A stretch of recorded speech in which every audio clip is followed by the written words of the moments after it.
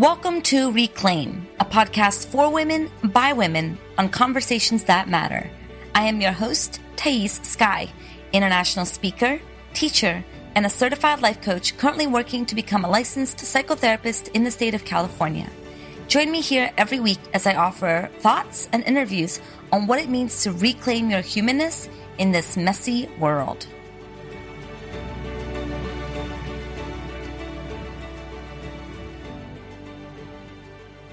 Hello, beautiful humans. Thais Sky here. Welcome to Reclaim the podcast. So happy to have you here on this beautiful day. At least it is beautiful here in Southern California as I'm recording this episode.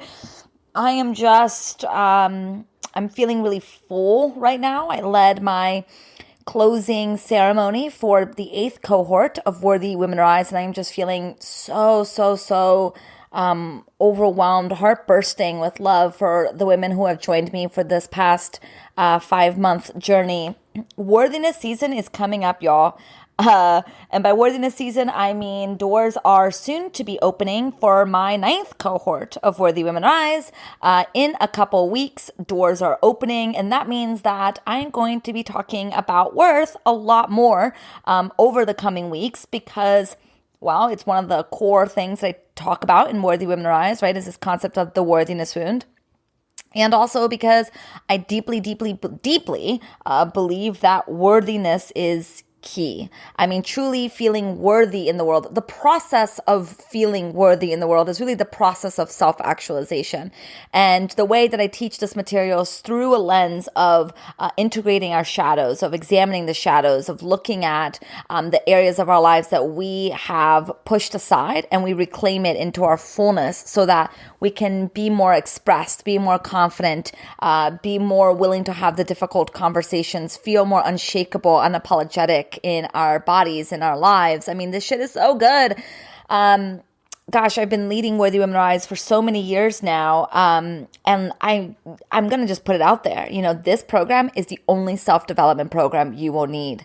Full stop. I know that that's a bold claim. I know that, but I believe that. And the testimonials I receive from women who have done this program further solidify this belief. In fact, I continually get messages from women who have done Worthy Women Rise in the past, letting me know that they use the tools that they learned in this program every goddamn day.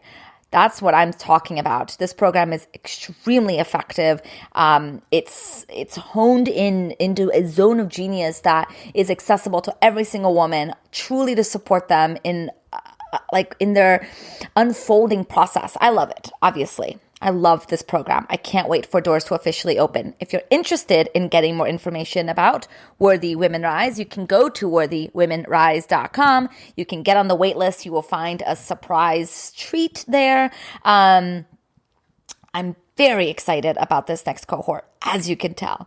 And in this conversation of worthiness, often comes the conversations about feelings, which is, I would say, a specialty of mine. I have spent hundreds of hours researching and understanding the neurobiology, the way that the body and the mind connect through emotions. I've also done extensive work on myself to understand emotions and understand how emotions, the relationship I want to have with emotions. And that's what I want to talk about today in this episode. Is this kind of conversation that I have often with women, which is, okay, Thais, I get it. I'm allowed to feel. Okay, I'm allowed to feel. I get that. I guess intellectually I get that. But then what happens if I don't feel anything? Like, okay, I know that I'm supposed to feel. I don't feel anything. What do I do? And this question is, I think, subtly more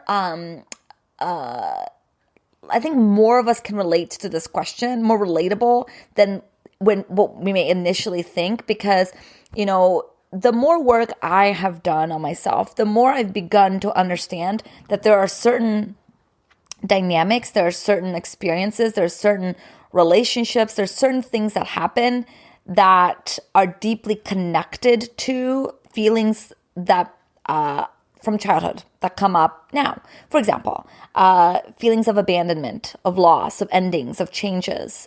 They bring up my feelings of being abandoned as a child or feeling abandoned.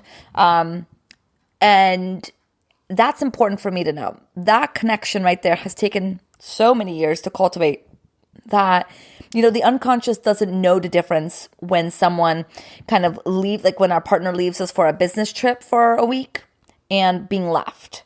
Our unconscious doesn't discern. That's our logical brain. That's our prefrontal cortex. Our unconscious brain just sees it as a leaving, a coming apart. And we often talk about coming together. We talk about being in a relationship together, having difficult conversation, etc. But we don't often talk about the coming apart process.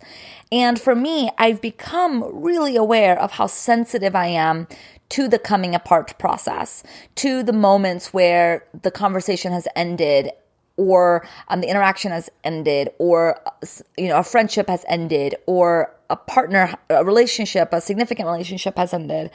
I've become really attuned to the fact that I actually have a lot of feelings around that area of my life. Okay, all that to say is that developing that awareness has been instrumental for me, because now I know moving forward to expect to have a lot of feelings about loss and abandonment.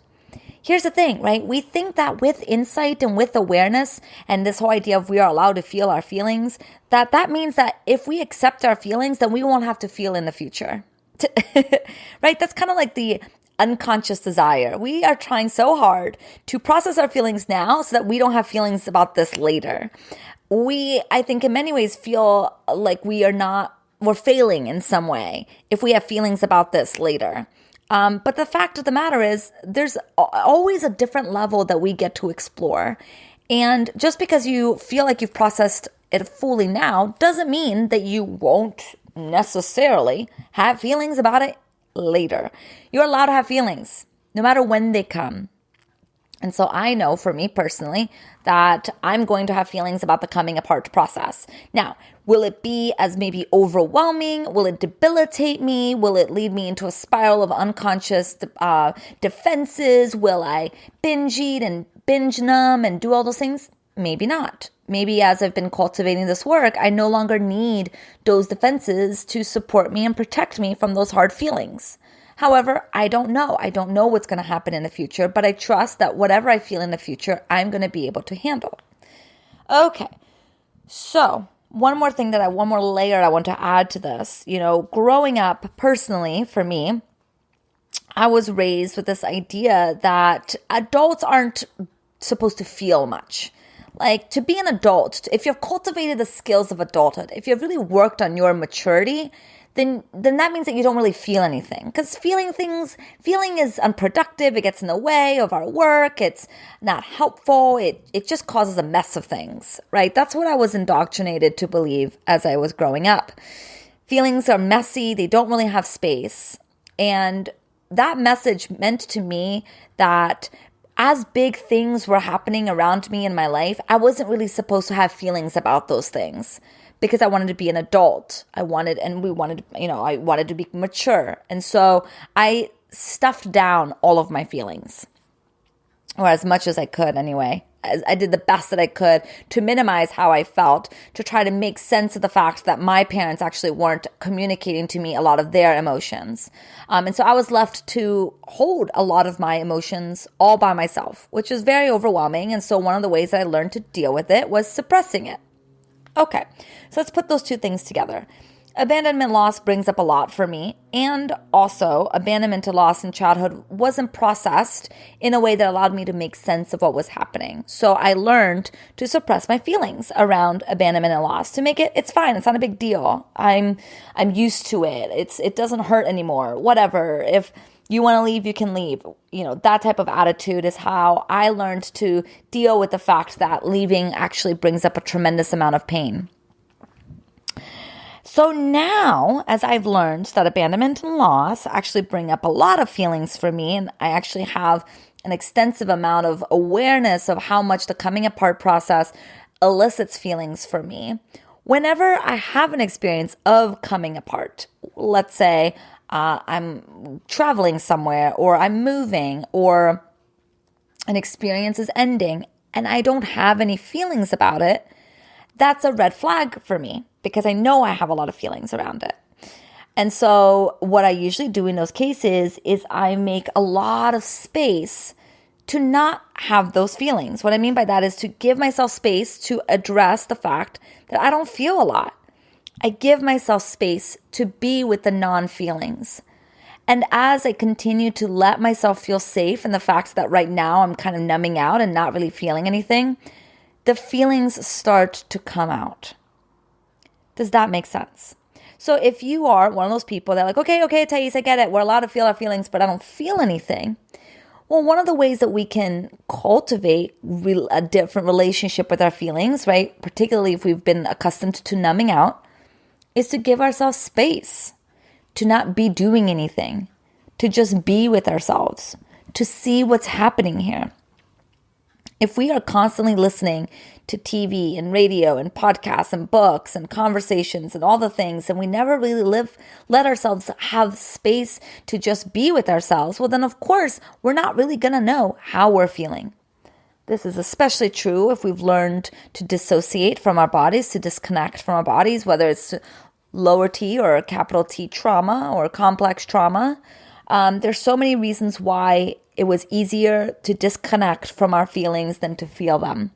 And so now we have to kind of retrain our minds that feelings are actually safe to feel. That process takes time. Working with somebody, whether that's a coach, healer, teacher, therapist, who has these tools to support you in learning how to expand your capacity to be with your emotions is infinitely helpful. And learning to be alone, learning to ask yourself, how do I feel? Learning to ask, how does it feel in my body? Can help to start to warm the thawing of the body. But we have to give ourselves space to feel, or else we're just going to continue to be busy and do all the things, right? And so again, for me, knowing that abandonment and loss are significant, I know that the coming apart process is always going to elicit feelings for me. And I'm become hyper aware of that. And if I'm not experiencing any feelings of a coming apart, it usually says to me, not that I don't have any feelings about it, but I'm probably repressing those feelings. And so you may ask, okay, well then how do I know if I'm repressing or if I genuinely don't have any feelings? Well, we don't have to force it. We can trust that our feelings will be exposed to us when we're ready. And if you're feeling like maybe there's something there, and maybe, if you look at the patterns in your life, you've typically had a lot of feelings for something like this, it's probably that you are, in fact, numbing or trying not to look at the fact that you feel a lot about this. Because usually when something doesn't really bother us, it feels like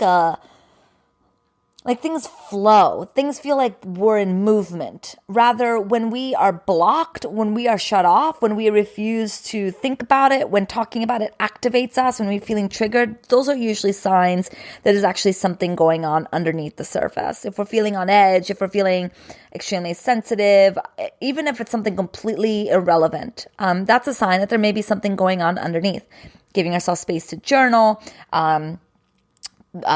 giving ourselves space to just be with yourself, asking yourself, how do I feel? Again, these are all ways that we can give ourselves that compassionate capacity of expanding what we can hold, knowing that there's no pressure for how much you're expected to hold by yourself.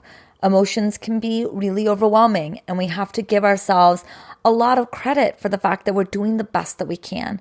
You don't have to feel all the things all at once in order to feel like you've processed something. Process is allowed to take time. Time is on our side.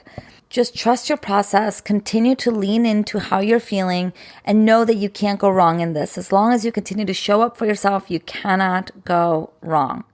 Okay, so those are some of my thoughts around the question of okay, I know I'm supposed to feel something, but what if I don't? I hope that this has supported you.